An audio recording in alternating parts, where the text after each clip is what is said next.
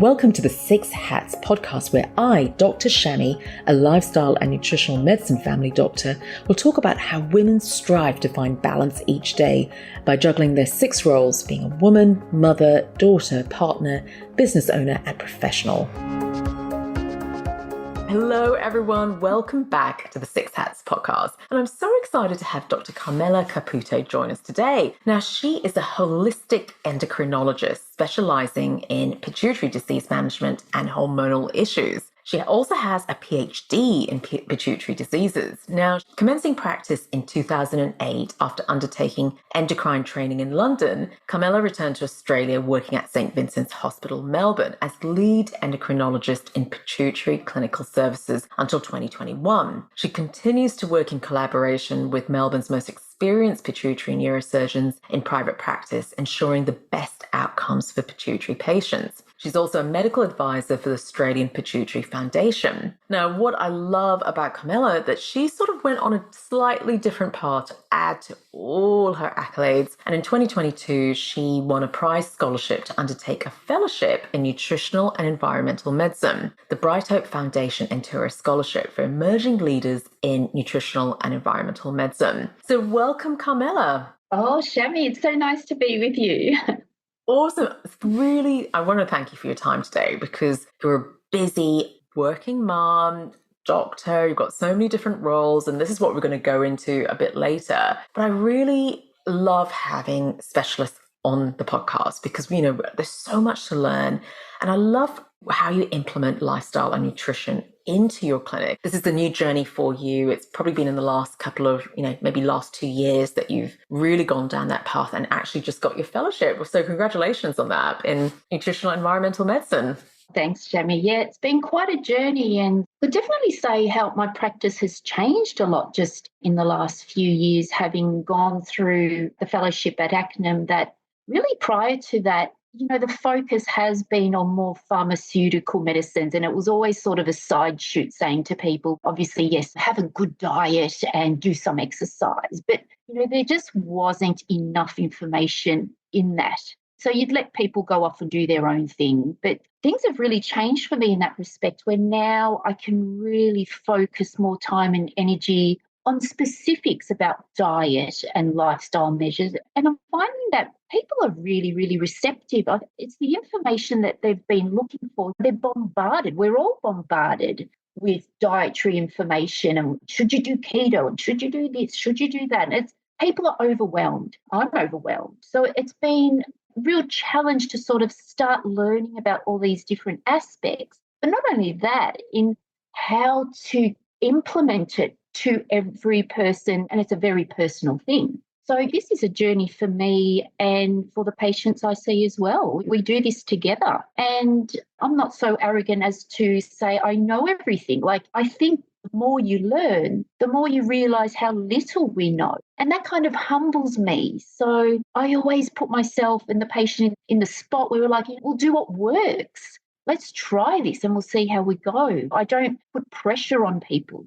I love that. I want to take a few steps back because I think many of my listeners may not know what even the pituitary gland is and what it does and how you specialize in it. So what does that actually translate to? Who do you see in clinic? Yeah, so the pituitary gland is a little gland that comes off the brain they call it sort of the central, it gets a lot of input from elsewhere as well, but it's where most of the hormone signals come from and feed back to. So it's numerous hormones, but I specifically deal with people who have had predominantly tumours, little nodules of the pituitary gland. And these are mostly benign tumours, thank goodness, but they can obviously cause havoc because they're disrupting one or more hormonal systems, and this can have really devastating effects on people. So it's a very niche part of endocrinology. It's kind of the endocrinology that all endocrinologists want to do. But I was just very lucky that when I trained in the UK, it was a centre that was known for its pituitary surgery. So that is where I got my love for pituitary. And since then, I've just been very fortunate that I can focus on that area of endocrinology, and therefore that I see a lot of it. So I'm quite familiar with it. but you keep learning things all the time. And even like through acnim training is almost everything in acnim training relates to the endocrine system. So it's just really nice to be able to tie the hormones to much wider spectrum on how it affects people. So I'd love to know if you could explain to our listeners, what hormones are we talking about when we're talking about the pituitary? Yeah, so we're talking about a very important hormone called ACTH, which then tells the adrenals to make cortisol. So that's the first one. Then there's also prolactin. And then there's the hormones that control the ovaries and testicles. So it's important for gonadal function. Is the growth hormone and thyroid hormone axis. So basically almost all hormones are really important, but these have a major impact. Now I deal with adults only, so I'm not familiar with the pediatrics, which is just an entire thing, a huge area which involves growth and reproduction and things like that. So it is a massive, massive area, but it has such a role and effect. It affects metabolism, it affects reproduction. So the implications are huge. And I know I've asked you for advice on a few patients as well about, thyroid. And when it gets a bit more complicated and we're trying to interpret what is the thyroid result in front of us trying to tell us, and how we need to look at it very holistically. But I'd love for your comments on the impact of stress on hormones and even the thyroid. Like, is that a major factor when we're coming to talk about even things like thyroid? Oh, look, I probably haven't appreciated the effect of stress probably until the last few years. As going through training, we don't really learn about the impact of stress on hormones to any great degree. So we are taught to learn the high end of the extreme ends, of, right, you've got a cortisol deficiency, it's, adrenal insufficiency, or if it's cortisol excess is Cushing's syndrome. But we don't learn the sort of in between. You learn it a little bit if you happen to do a research, read up a little bit about it. But on a day-to-day practice, sort of, it becomes that your job as an endocrinologist is to ensure you don't have those diseases as such. And then, unfortunately, you say to the patient, well, you don't have that condition, off you go. That's my bit done. But I guess what's changed for me now is understanding how stress affects each of the hormonal axes. And particularly I'll talk about, for example, prolactinomas. So these are pituitary tumours that make prolactin.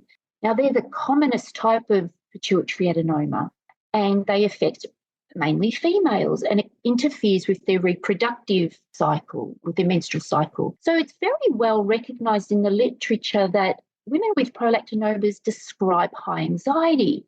But, it never sort of clicked, and nobody really discusses why. And it's to do with the fact that you've got the menstrual irregularity and the fact that, changes in progesterone can lead to anxiety, amongst other causes. But now that I have an appreciation of that, to be able to say that, to someone who's got a prolactinoma is a heaven send for them, because they're just like, oh, thank goodness. Because, people are just saying, oh, it's anxiety just because it's, for other reasons. So it's really nice to be able to put things together for people.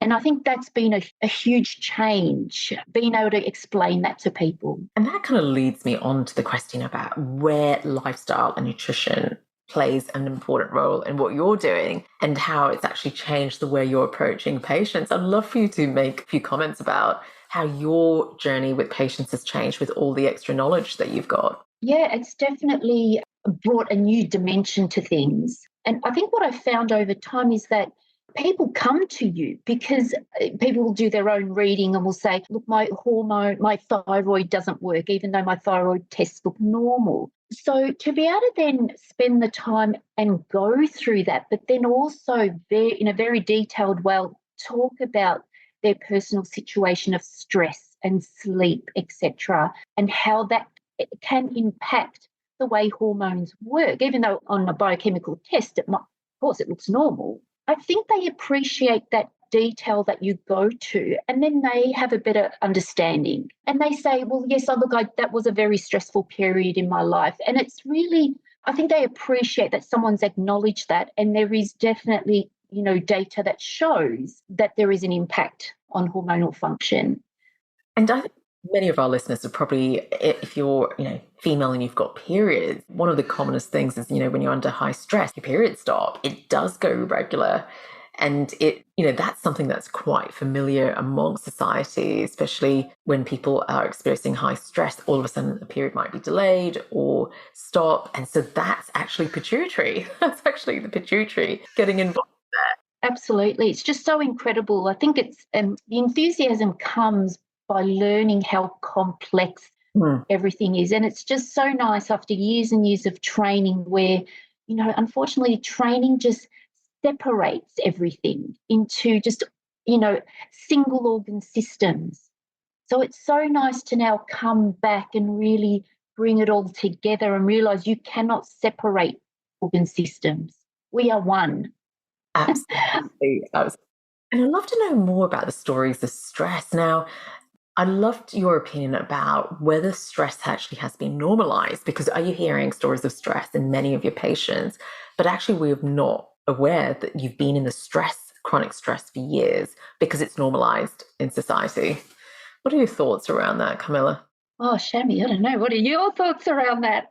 Because it's so interesting, because when I speak to patients, many of them, they go, well, I don't feel any different. I love what I'm doing. I'm thriving because, maybe I'm earning more. I've got the promotions that I want, but they may not be sleeping well, or it might be very light sleep, or they're chronic worriers, or, they actually have various symptoms of stress, which they've normalized because society has celebrated that.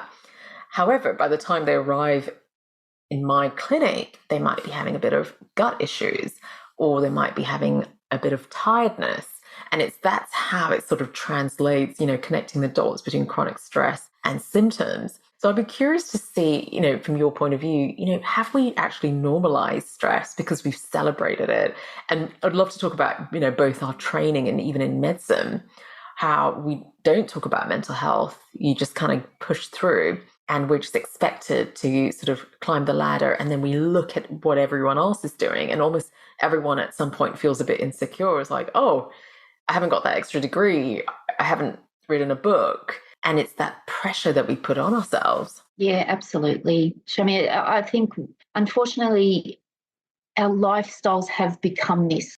I think you're made to feel uncomfortable if you just want to sit and relax and have quiet time. Like, there's this pressure that you have to constantly be doing something. And, particularly as, medical professionals, whether it attracts a certain group where, they are high achievers. And we were having a little chat earlier that I've been listening to a lot of your podcasts, and there's such high achieving people that, I'm listening to them, and it's exhausting me listening to that.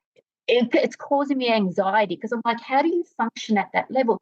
But then, look, it's taken a long time for me to appreciate how different we are. So there are certainly people that thrive on the constant adrenaline. That's what they get generated by that energy. Whereas, for me, I get drained by that kind of energy level. So, I need a lot of quiet time. And, yes, I feel guilty because it's not like I'm doing quiet time reading a book or writing a paper or doing all those things. But I feel guilty for not doing those things. So it's really tough going. So I don't know what the solution is. Look, everyone's different. But, certainly if there are manifestations that are obvious because of those stresses, that's a problem. Absolutely. And from my point of view, you're absolutely right. I almost think it's quite an addiction. It's an addiction to that dopamine hit of being stimulated. And even if, you just take a moment and you go through the day and you go, right, I've just gone from listening to a podcast, turning the radio on, maybe then picking a book up, then speaking to someone, that constant stimulation that we've got access, really quick, easy access to. And it's a dopamine hit, and it's actually quite addictive. And you're absolutely right. There's years and years of programming of doing nothing is not really celebrated or frowned upon. And almost labeled lazy. I know many patients who grew up in a household where the parents would say, stop being so lazy, you're sitting doing nothing, do something. And that programming is there ingrained. And so they always feel that they have to do something.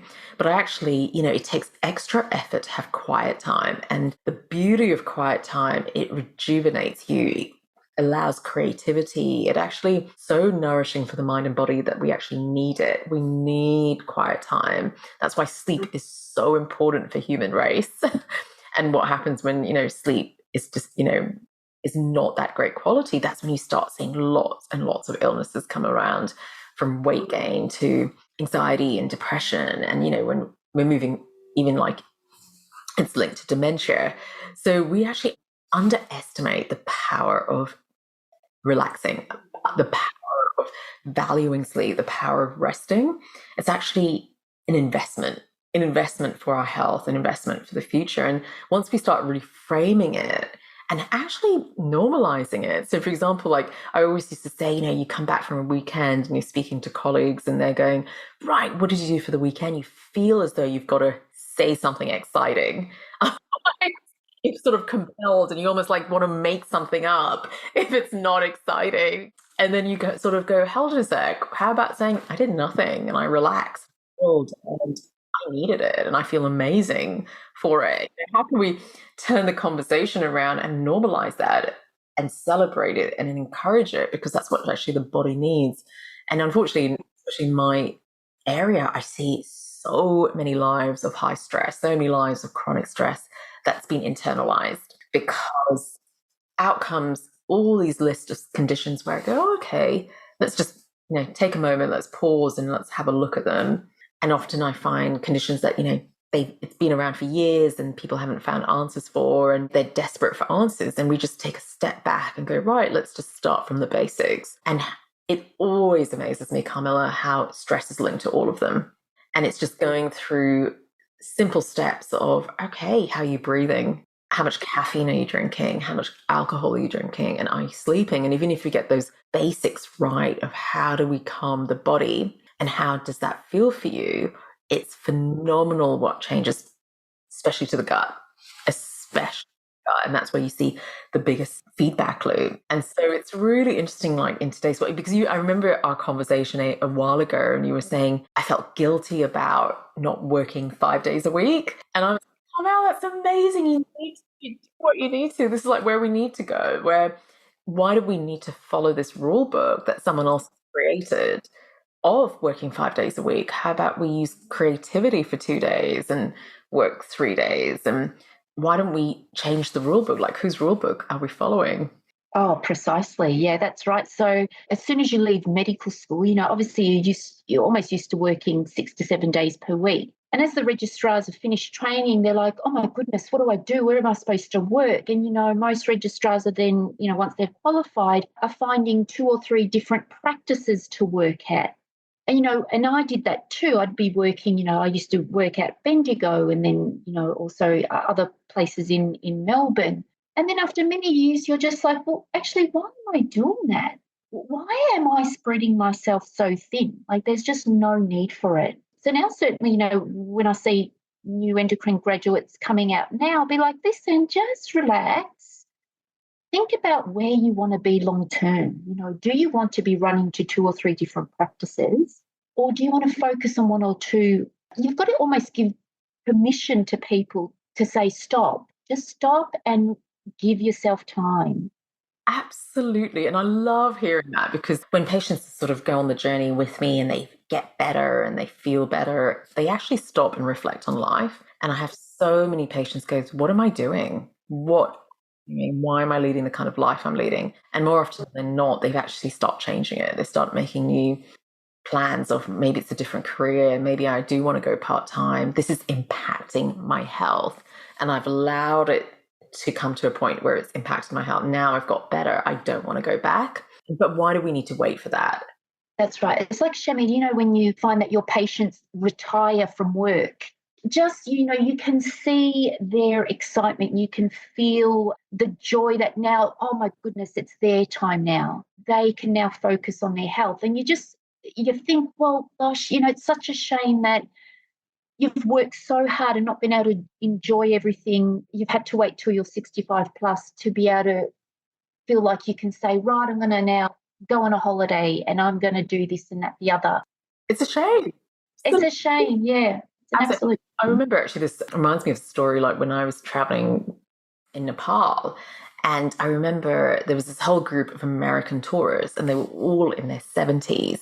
And we were hiking, we were coming down a hill, and one of the American tourists was like, oh, what is up there? And he didn't have the fitness to go up to that hill. And it's because they save their travels till they're much, much older, because they only get sort of 2 to 4 weeks of holiday a year. And I go, that's such a shame, isn't it? What have you missed out on if you're saving everything for the future? Like, the joy of life is, kind of missed out on while you're spending hours and hours of working. And it's just time to reframe what life is actually all about and how much we're committed to work and what that actually looks like. I think people are becoming more aware of that now, aren't they? They're sort of switching on a little bit to say, oh, I do want to start to enjoy these things now. And they're looking for a bit of guidance on how to balance work and life, aren't they? Yeah.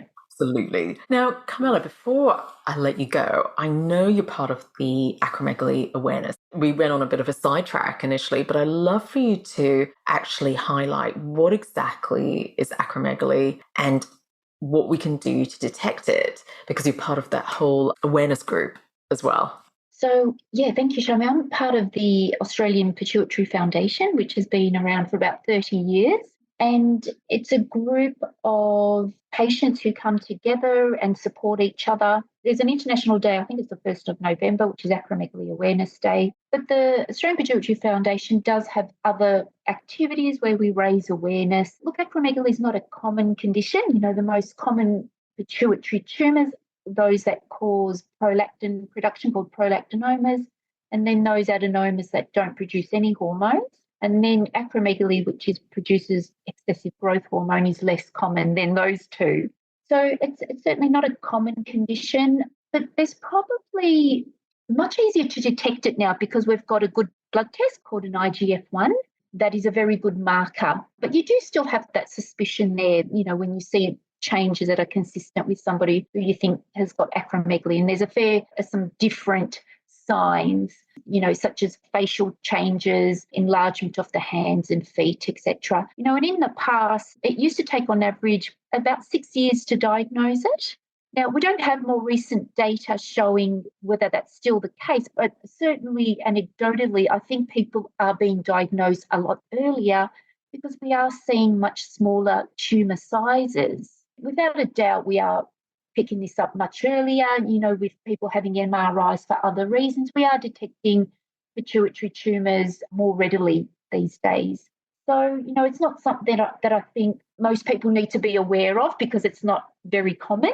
But it's certainly when you've got a few different things together, like people who have got sleep apnea, enlargement of the tongue or facial changes, high blood pressure, a few different things, then we're a little bit better at putting those pieces together. So, it's not something that most people are going to need to be aware of on a day-to-day basis. Absolutely. And I remember I was part of the Acromegaly Awareness Day, which was awesome. And the biggest thing that came out and stuck with me is like how long it takes to diagnose, about 7-8 years, because we're not thinking about it because it's so rare. And it was so nice to meet patients who do have it and are massive advocates of spreading that awareness. And one of the things that I took away, how it affects the heart as well. And it can lead to, shortness of breath, chest pain. And yeah, you're absolutely right. It's various different types of symptoms that lead to it. And it's more of a clinical sort of diagnosis. And then you lead on to various investigations to do that. But I just wanted to mention that because it's interesting how we never think about it. When it's rare, we don't think about it. And so they can go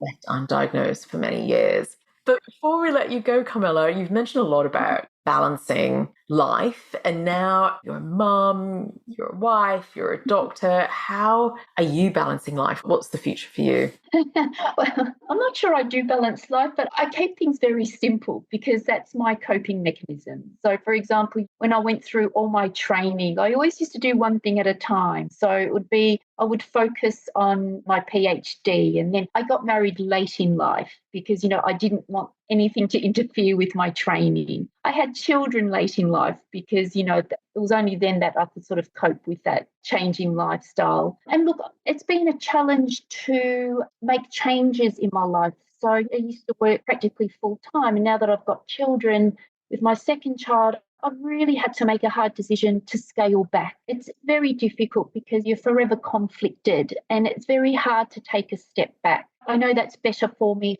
from a mental health perspective because being under that level of stress constantly doesn't bring joy to you. So I think if one has to realise these are temporary changes and, maybe when the kids are older, I'll be able to devote more time to work, etc. But this is a journey and I try not to overload myself because I don't perform under that amount of pressure.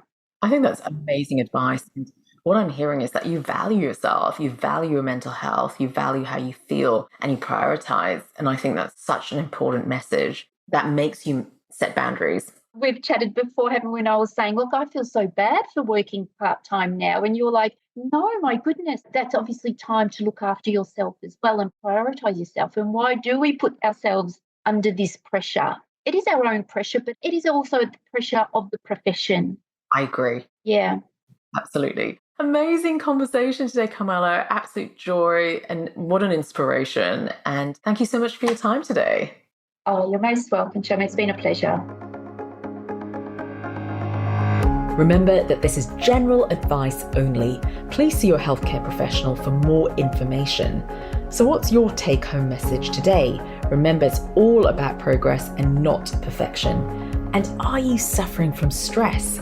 Visit the Usawa Learning Hub on usawa.com.au for more resources on how to de-stress, re-energize, and reclaim your health.